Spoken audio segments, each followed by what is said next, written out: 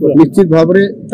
आम सरकार से संवेदनशील अच्छा खबर पाई माननीय मंत्री सांसद समस्ते ए बाबद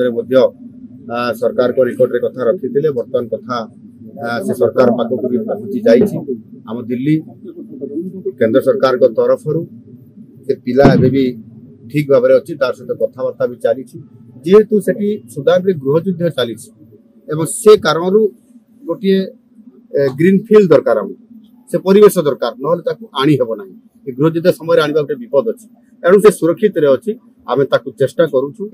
भारत सरकार को निकट में आम दाबी दे सारी आउ थे भारत सरकार संपुक्त विभाग वैदेशिक मंत्रालय सहित आलोचना करी संपुक्त वैदेशिक मंत्री सागर एवं से खूब शीघ्र उद्धार से निश्चित भाव सुरक्षार सहित ये आसिक निश्चित भाव पहुंचे।